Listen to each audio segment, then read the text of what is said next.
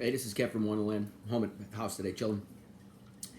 This video is probably going to be broken up into a couple chunks, but it's really focused on selection process. How does one go about choosing the plant that they want to use for the application, the why?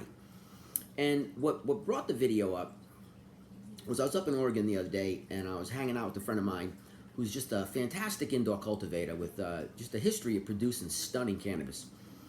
And he was replacing all his DE lights, the beautiful new Gavita fixtures he bought, which are gorgeous lights, and he was replacing them with the old single-ended mogul socket 1,000-watt fixtures. And so he had 20 lights that he had changed in, and he was changing them back out. And I couldn't believe that he was flipping the lights back to the old tech, and I asked him why. And he was like, I can't get the quality the same with the new fixtures. And it made me start to realize that it wasn't about the light being inferior to the old light. It was the fact that all these cultivars, all these plants that we've been selecting for these indoor production models, were all based off of the old type of lighting systems with that spectra and those intensities. And it brought to my mind a need to really talk about selection process, because so much of what we use has been selected by someone else. And the problem is that typically you really don't know the parameters of the selection process. So we get things that we like, we buy things from a dispensary, we get things from friends, we see things online, and we're impressed with these things. And we get them, and often if we have a chance to get a hold of the cultivar itself, the plant, we try to replicate that result, maybe even improve on it. But a lot of times, you see subtle changes that really do influence how we perceive the quality. And I think that that's a big issue, because what you have is you have all these new emerging technologies, and the plants that were selected for what we believe to be quality weren't necessarily selected under that production methodology. And so I figured I'd shoot a video on how we select for outdoor, how we select for greenhouse, how we select for indoor. And so this way you can kind of get an idea of what are the parameters one looks for when one's going through a selection process, and why does it matter? And the why is always what matters. The why. Why are you doing the selection process? What is it that you're seeking? Are you trying to get something that has a specific yield, something that has an extraction potential, something that has a resistance, something that has morphological qualities that lend itself to mechanized trimming? Morphological qualities meaning visual appearance, shape, for the market. Are you looking for things that have ability to finish within a time frame, meaning a limited life cycle of a plant? Because as we go through these populations, some of them have a longer extended period, and as the curve goes longer and longer, the profitability goes down. The market right now isn't necessarily so educated on some of these little fine details, and so you don't get the pricing that you would like to get for this extra time. And so what are we seeking? And so the I guess we'll just go right into the indoor, because that's where we started chopping. So for the last 25 years or so, and a little prior to that, they were running metal halide. So things that were selected under metal halide were plants that did well with more of a blue spectrum, which means more chlorophyll production, less elongated nodes, a little different terpene signature, because the far reds and the blues are a little different in how they stimulate terps. And so as we started going from MH into HPS, you started seeing changes. HPS has more of an elongation, more of a profound flowering effect, stimulates terpenes differently. And the plants that were selected under MH weren't necessarily the ones that we wanted to run under HPS. So for the next 25 years, we've been running HPS dominant. And typically, Philips bulbs, Hortilux, Iwasaki's, and all of them had enhanced spectrum. They weren't just necessarily so far red. They had a little bit of blue woven in, so you had a little bit more chlorophyll production, and they were not too bad. And what happened was, over the last 25 years, everyone who was doing indoor selection process was using that as their driving force for their lighting energy and lighting information. Remember, so light's not energy, light's info. So the plant's picking up this information being sent to it through these wavelengths, and it's telling the plant what to do, and the plant responds to it. And that response can be in its form, and in its chemotype, and in its terpene profiles. And so these things are so subtle when you put them all together in a massive package that it matters. It matters to the public. And what we've done is we've created this massive pool of cultivars that were selected under that criteria. And at the same time, I always talk about some of the problems pertaining to the selection process on the last 25 years indoor was that you had an exceptionally buffered situation where we were allowed to use growth regulators, there was fungicides, pesticides, all this crap that's not allowed in legal cannabis, and it shouldn't be allowed in moral cannabis, but it was. And so the problem is we created a pool of genetic material that was basically inferior in terms of resistance, because all those things that typically would create removal, a culling in a normal sifting process didn't take place, because when everything is buffered against PM, there's no need. When you're able to wipe out bugs in the juvenile phase and put a translaminar systemic pesticide into these things, it lasts for time, so no bugs get in. When you use bud hardeners, basically they're designed for floral production to increase flower set. They change the density and the structure of the plant in flowering. So you didn't have to necessarily choose so accurately. And so all that stuff is just, get rid of that from the story for a second, because it's a huge one, but we're just going to get rid of it. You have to remember that it's there.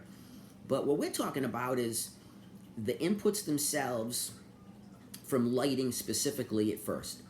And so we use these HBS lights. We select these plants from seed populations. And as we're selecting them from seed populations, we choose the varietal that has the best effect for us in that situation.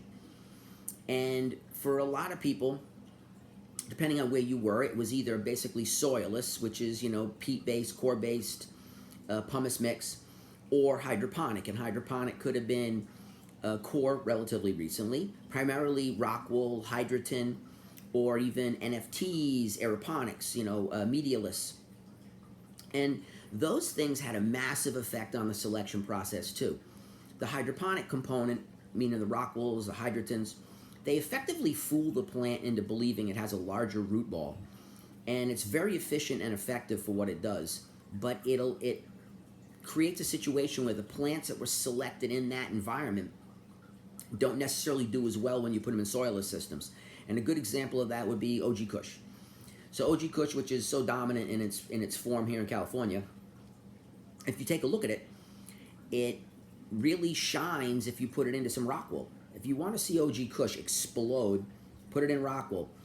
And it lets you, in my opinion, go back to where it was originally worked on, and it was worked on through hydroponic systems. So when we run it in pots, we don't get the same yield capacity as we do if we put it in soilless beds. So if we use soilless pots, we get an effectively smaller yielding capacity than if we put it into a bed.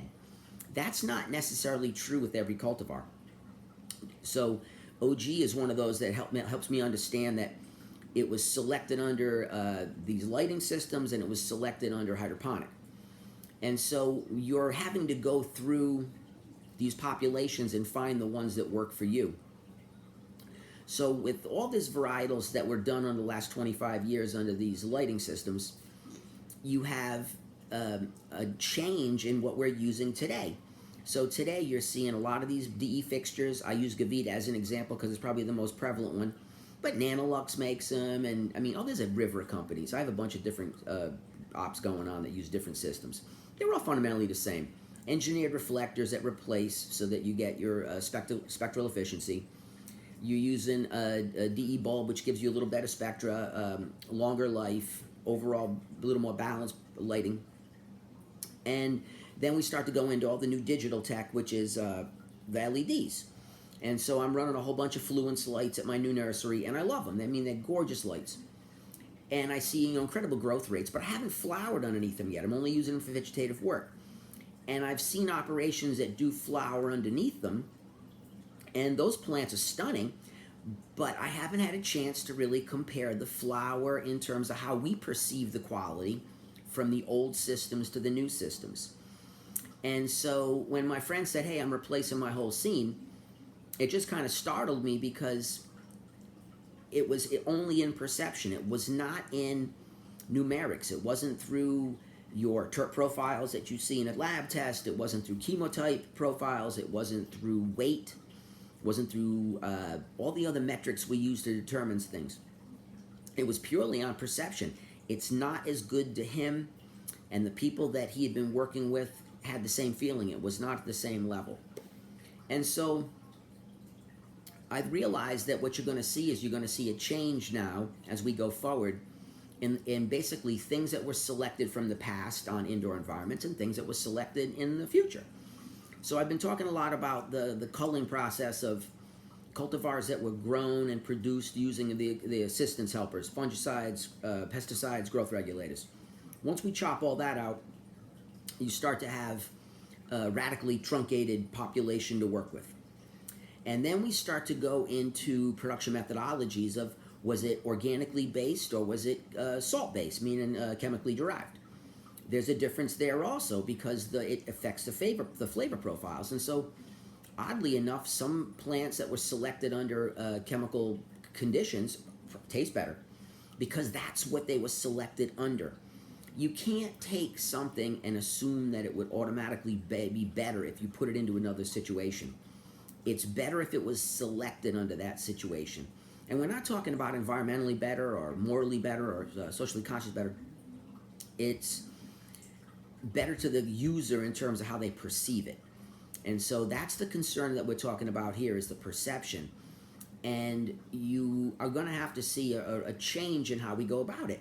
And so we'll go through all the cultivars at the shop and we'll run them under these new systems and we'll find out, do we like or do we not like the quality the same as we did prior? And therefore, do we have to go and re-sift these populations? And sifting isn't very difficult. It's just really accuracy in terms of how you keep track of the flower, how you keep track of the plant, and what are you trying to do. And for most people, they go about it in a yield matter first, where what gave me the most, the quickest. And then from that population, they pull out the one they like the most. And that's good for, say, these new commercial facilities that are doing, 2-3 acres under glass, 2 or 3, 100,000 square foot indoors.